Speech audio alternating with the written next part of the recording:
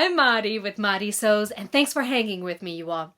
So today's Vlogmas Day 19, and actually today I was making my son a matching sweater, and well, a matching ugly Christmas sweater, and it came together in no time. I mean, probably 40 minutes tops, if that.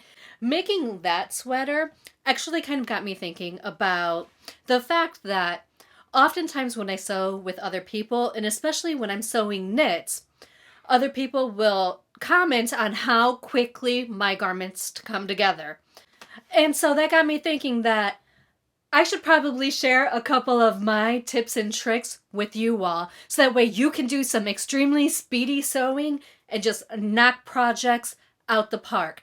All of these tips that I'm going to be sharing with you are actually geared towards sewing with knits or stretchy fabrics. So just keep that in mind as we go through all of these. Okay, so number one, this one's gonna seem really obvious, but choose a pattern that you're familiar with. Either something that you've made before and you really don't have to reference instructions for, or something that you've made a lot of in general, like sweaters for me. When it comes to sweaters, I've made tons of them, different styles. I know how to put a sweater together in my sleep. It may not be according to the directions that come with a pattern, but it's going to be the same look at the end of the day.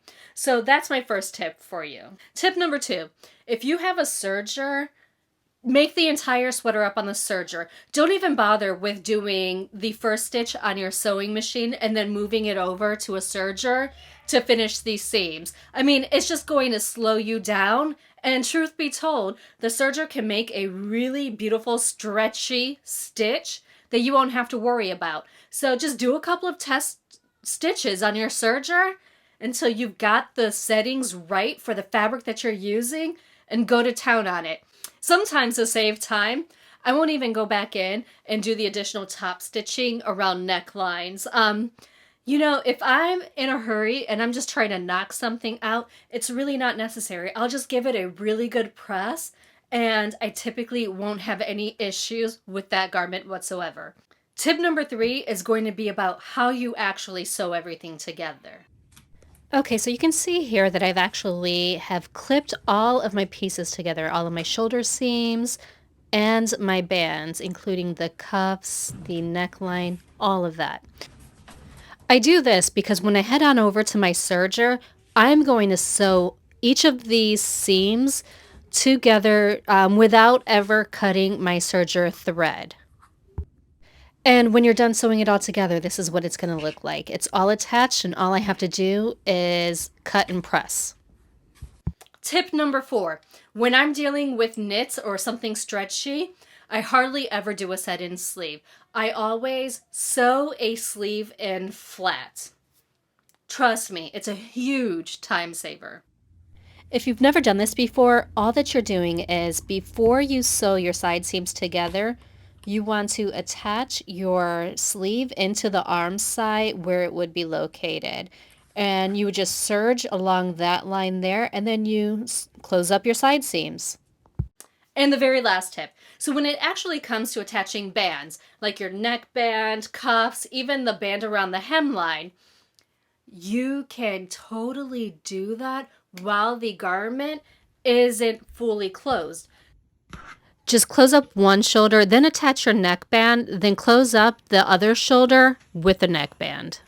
This is going to be a huge time saver because, well, when you're doing these cuffs and stuff, it can really take a lot of time when you're trying to do it in the round.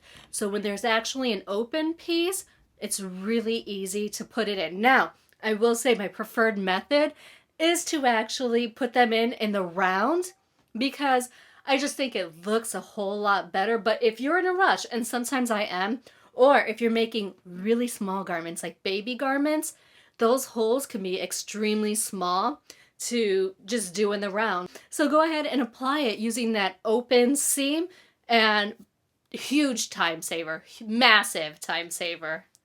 So those are my top tricks to just doing a whole lot of real speedy sewing and getting a project done and onto somebody's body in no time. And again, I put my son's sweater right here, which is the Lowland Kids Dolman t-shirt pattern.